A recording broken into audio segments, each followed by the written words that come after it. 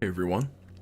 So I'm going to be talking about Rise of the Beasts, the new Transformers movie, and basically somewhat reviewing it, but also talking about the complaints I've seen.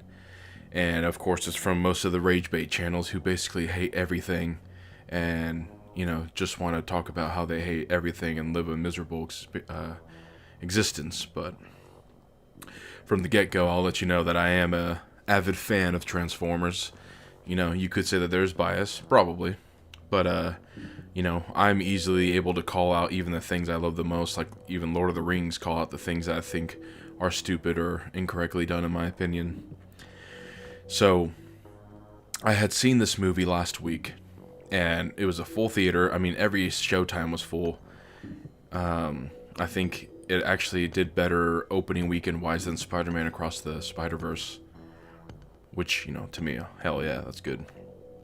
But overall, I enjoy the movie. I think it's perfectly paced. It doesn't ever feel like it's too slow. Doesn't feel like it's going too quick. I enjoyed the main character, the human character Noah. The other human character wasn't too bad. I felt like the actor for Noah did a good job. I really felt the emotion and the convictions he had. With the other character, she was believable at first, and then kind of her acting seems a little, like very bland. And I will say, this character Noah is probably one of my favorite main characters of the live action movies. I enjoyed, funny enough, Michaela's character in Transformers, the original, the Bayverse movies. I enjoyed Charlie from Bumblebee, and now Noah in Rise of the Beasts. I think the funniest thing, because a complaint I had seen on a YouTuber's video, and this guy does nothing but make rage bait videos, which, good for him, but he said Noah is a bland and uninteresting character, and his acting is horrible. And I just kind of thought about that, going, I think that was one of the best parts. He's a young adult out of the army. He clearly has some stubbornness and a chip on his shoulder for growing up poor and feeling like no one gives him or his family a chance. And so, I think certain people can relate to that pretty easily, where, you're down on your luck, or you grew up very poor and you feel like you cannot escape or get a chance because, you've basically got this thing over your head lingering, hey, y'all, poor person, ghetto, whatever. So I was able to believe that. And his little brother, is sick with cancer, or a form of cancer, and they have a good relationship, and he wants to do better for his brother, but, it's harder than you think.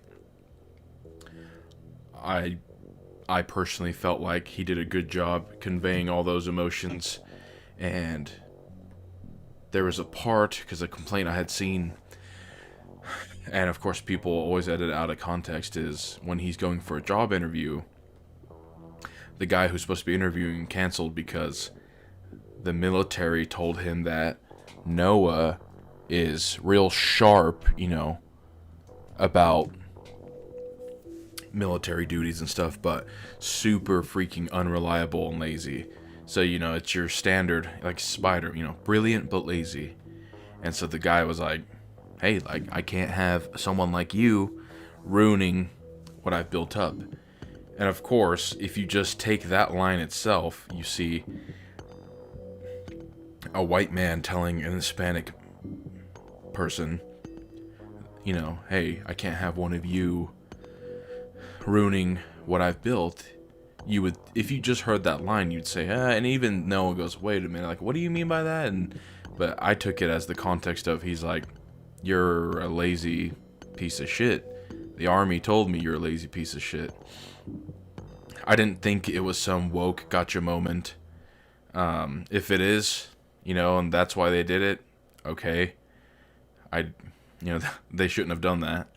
But I didn't read that far into it. It's freaking Transformers. But it's weird because you could almost say the old Bayverse movies had the reverse thing where it was overtly racist and overtly stereotyping everyone. And people don't seem to really get up in arms about that. Whereas with this, it's the reverse now, the pendulum swinging. But I thoroughly enjoyed Noah's character. I enjoyed that he was able to get his own suit, almost like Spike and Daniel from the OG movie from 1986. It was nice to finally see a main character actually contribute. I mean, I know Charlie did too, but actually fight in the action finally. When I think back to the Bayverse, I think about Shia LaBeouf and his character Sam Witwicky. Really, is an unlikable, whiny little asshole. He is spoiled beyond belief, lives in the rich suburbs of LA, giant house, clearly parents are rich or doing something, to me, at least, very spoiled. And yet and I don't feel like he grows as a character. Every movie, he's very self-centered, he's very whiny. He, I guess you could say in the third movie, by the end, finally snaps and, stops Patrick Dempsey and stuff. So you could say, I guess, at the very end of the third movie. But until then, I don't feel like he grows as a person. They almost set him up to, and then they just reverted back. Whereas Michaela, you look at her character, her arc. Dad took her to steal cars, basically. Lived in a poverty life. Dad gets out of jail. She's trying her best. She's the one during the war. I mean, I know Sam was trying to take the cue, but, Michaela got into the battle, helped Bumblebee, stuff like that. I think she really grows. She's trying to get a career, help her dad out of prison.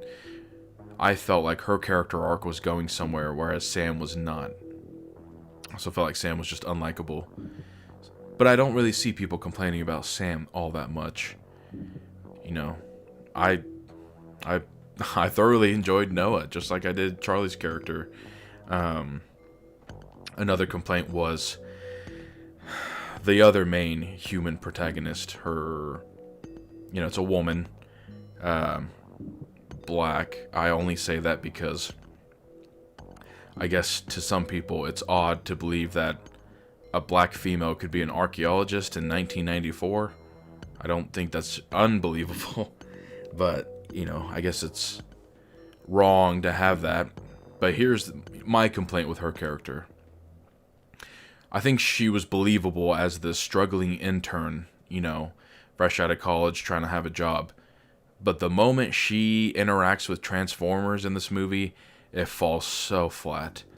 I mean, it really feels like she's talking to a green screen or like a brick wall, and she's just saying lines with no emotion. So that kind of took me out of it every time. After she meets the Transformers, every scene after that, she's kind of a bland, emotionless character. It's like, I'm not saying she doesn't have emotion, but her line delivery is pretty terrible. So I'll give it that. Whereas Noah's is great. Transformers, their designs look great. Obviously with Optimus, I liked his design in Bumblebee more. I feel like he looked very bulky, very huge. And then in Bumblebee, they kind of stripped around his waist and like his side abdomen area and made it skinnier. So that I found a little interesting. I have my complaints. There wasn't enough Maximals. You'd only see them transform like once. You don't really actually get a conversation at all with Cheetor or Rhinox. Airazor talks all the time but doesn't transform once. She gets infected. They all see it and know but do nothing, which is weird. Optimus Prime and Optimus Primal don't have really a one-on-one talking about the future. As in like, hey, oh, you're from the future. Like, oh, what happens to me? Stuff like that. You could say that's cliche, but I felt like during the campfire scene, it would have been perfect to cut between Noah and the girl talking, and then Optimus Prime and Optimus Primal talking about, how things are going. I think there was also a deleted scene in the beginning because you just see Optimus, and it's been 7 years since Bumblebee, and he just fucking hates humans. And there's a lot of context I feel like that's missing. They don't really tell you what they've been doing for 7 years. He just says they've been hiding. But he has such a disdain for humans. I was hoping that we'd get a little bit more clarification on that, on why it is that he hates them so bad and is so distrusting of people. Obviously, by the end of the movie, it works out where Noah and Optimus Prime are similar, that they're very stubborn and keep only caring about saving their own kind. And they have to learn to, realize that they're both unique in their own ways and that they can help each other instead of always being mean to each other and hate each other. I just had thought that would have cleared out some spots. A little bit more exposition, a little bit more character development would have been nice. The design, going back to designs, I will say Optimus Primal, as much as I like the design, it sucks because it makes me feel like it's kind of like the Dinobots from Age of Extinction.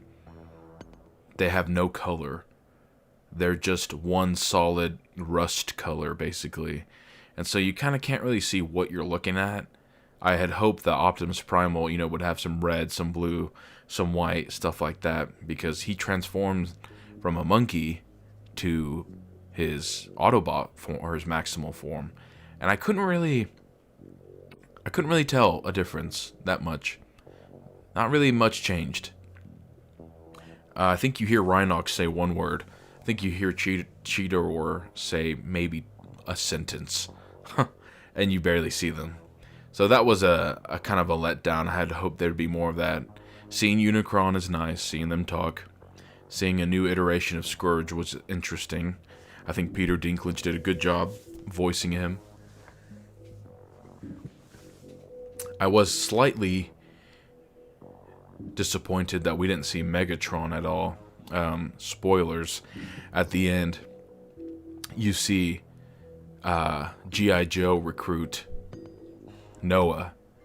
And so I thought the hint would be, okay, we're going to get a crossover movie where G.I. Joe and the Autobots fight Cobra Commander and the Decepticons. I was hoping that it would be like a two-way scene where you see Noah getting, signed up for G.I. Joe, and then you could see Cobra Commander, basically talk to someone, and you see like a vague hint that it's Megatron. I think that would have been hilarious. Goofy as hell, but perfect. I don't know, I had my complaints about the movie, but I had a fun time. I think it's weird that, people criticized the absolute hell out of it. And, here's me falling for the bait of people who just, say that they hate everything for a living. Because another complaint I had seen off this person's video was that it's just copying the old movies. And realistically, when you look at that, most Transformers properties are just copying their somewhat older iteration. Like you look at Transformers the movie. I mean, to me, this is copying more of Transformers the movie than the old Bayverse movies. But even the old Bayverse movies, they were every movie was ancient MacGuffin, must find. Oh, something happens. Ancient evil. Oh, defeated the evil. Done. And that's what it was. I had seen this guy say that they made Optimus Prime basically into a little bitch into this movie, whereas in Revenge of the Fallen, we had seen him take on Megatron, Starscream, and Grindor. And, I found that laughable to use that as your context when he gets his ass beat in the first movie. In the third movie, he gets his ass beat. He literally, without even anyone actually beating his ass, flies into a bunch of cables and for like 15 minutes is just stuck. And Sentinel Prime beats his ass in Age of Extinction. He's a little better, but without the Dinobots, Galvatron beats his ass. The Last Knight, Bumblebee starts beating his ass slightly. And Megatron, let's be real here, it was only that one fight scene in Revenge of the Fallen where we had seen him just go absolutely batshit crazy. I guess you could say in Dark of the Moon when he flies into the city and slides and starts slicing people's heads off, you could say that, but those are pretty generic Decepticons, except Shockwave. But I found it weird to say, oh, he's a little bitch in this movie, because they let you know Scourge has, you know, Dark Energon energy from Unicron, and that's why he's insanely tough. And, I mean, he's a big guy, too. He beats the shit out of all of them. So, to me, I found that believable. And obviously, after Bumblebee dies, Optimus gets, you know, even more batshit crazy and wants to kill Scourge. I don't know. Every complaint I've seen, for the most part, I feel like you could reasonably explain it. Mind you, except for, you know, there are, like the complaints I said, that people do have that are valid. There wasn't enough with the Maximals going on. You don't really see the Maximals. And some of the acting could have been better. Wheeljack's design was a little odd. You know, they threw in a little funny joke. And I don't know if this is to clap back to Revenge of the Fallen, with Skids and Mudflap being a stereotype of poor white people, I think. Or poor, like, so, I don't know. It's racist in some way, I've been told. I just don't know what it exactly is. But, you know, Wheeljack has a Spanish accent, and the main character kind of asks him about it. And, he says, yeah, you know, that's a little racist for stereotyping me because of my accent. It's like, I get it. It's funny. But I'm also confused because, you know, you as a robot should understand that you searched Google, or I guess maybe not Google, you searched the internet for specific accents that you enjoyed. So I don't know. That was definitely a joke where I was like, wait, what? Like, okay. But I think it's a good movie to go watch. I mean, I think this movie and Bumblebee are 100 times better to watch than majority of the Bayverse movies. Obviously, you know, I do like Transformers 1. It's a classic. Revenge of the Fallen is nostalgic, but hard to sit through. Dark of the Moon is, you know, enjoyable, I'd say. Age of Extinction is a pile of shit, but a guilty pleasure. The Last Night, I absolutely fucking hate, but my wife loves to watch as a guilty pleasure, so we do watch that. Do I think this movie is trying to send some weird political message? I don't think so, really. I know the director said he wanted to tell a story about Latin culture and black culture. I don't think he really did that at all.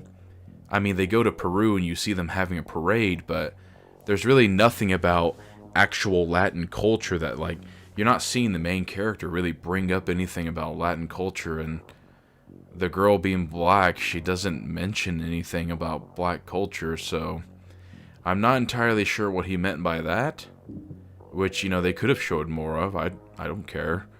I just, to say that and then you don't do it, it's like, okay, all right. But yeah, I think it's a good time. I think it's enjoyable. It's a Transformers movie. You know, I think they're starting to learn that it's good to have likable humans. It's good to have good motivations for the humans, so when you do see the humans on screen, you're not fucking miserable and bored. Because Mark Wahlberg, I'm telling you, he is the least believable person for average rural Texan who used to play football and builds, but he sounds like a New Yorker and acts like one too. You know? Oh, okay. You're telling me he's a more likable character than Noah. Okay. I just think some people will want to hate things. I personally don't believe that there's any kind of weird inserted messaging. There's a couple jokes that fall flat that are kind of eye-rolling. It's like, bleh. Okay, stop trying to be Marvel. But, hey, good main character. Pete Davis, I fucking hate him, but I enjoyed him as Mirage. I liked his character. You know, I kind of wish we would have seen that kind of spunk with Bumblebee at one point, but that's alright. The G.I. Joe thing sets up a lot. It'll be interesting to see where that goes. But I would recommend this movie for sure. We did a Transformers marathon recently, and man, it's sometimes hard to sit through some of those movies because it just lingers on the human characters so long that you don't give one shit about. I'm like, I don't need to see Sam's parents again. Please stop showing me them. For the love of God. But yeah, what would I rate this? I'd say, because Bumblebee, you know, I would say is like the prime Transformers movie. I could rewatch that movie over and over again. It's just so great to me, you know. So if I'm sitting Bumblebee at a 10, then this movie would probably be a 7, 7.5. I'd say so, which to me that's good. So I just wanted to kind of go over this, you know, kind of review the movie, but also talk about the weird complaints I've seen that people had, and you know, realistically, here's what you need to do. Because I see this.